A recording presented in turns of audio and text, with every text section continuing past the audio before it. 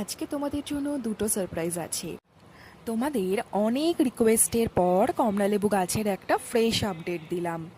গাছগুলোকে রোজ একটু একটু করে বেড়ে উঠতে দেখে যে কি অদ্ভুত তৃপ্তি লাগছে বলে বোঝানোর নয়।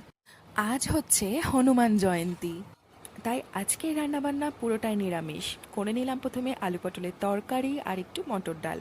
সেকেন্ড সারপ্রাইজ, আজকে তোমাদের গরমে খাওয়ার জন্য একটি উপযুক্ত রেসিপি এবং রান্না করার জন্য একটা উপযুক্ত রেসিপি দেখাবো। সেটা হচ্ছে ওড়িয়া স্টাইল দহি বেগুন। এটা রান্না করা যতটা ইজি এবং খেতেও ততটাই বেশি সুন্দর। প্রথমে দইটাকে রেডি করে নিতে হবে। দইয়ের মধ্যে নুন, একটুকুনি কাশ্মীরি লঙ্কার গুঁড়ো, যারা শুকনো লঙ্কার গুঁড়ো খাবে তারা শুকনো লঙ্কার গুঁড়ো দেবে, আর সামান্য একটু চিনি ব্যালেন্সের জন্য। তারপর বেগুনগুলোকে যেরকম করে ভাজা হয় ভেজে নিতে হবে। তারপর যেমনভাবে দেখলে সিম্পল একটা ফোড়ন দিয়ে দিতে হবে। প্রথমে সর্ষের তেল, তারপরে গোটা সর্ষে, শুকনো লঙ্কা, ধনে, জিরে, একটু কাশ্মীরি লঙ্কা, হলুদ। দই আর বেগুন ভাজা যে রেডি করে রেখেছিলাম তার মধ্যে এই ফোড়নটা ঢেলে দিলেই আজকে দহি বেগুন রেসিপি রেডি।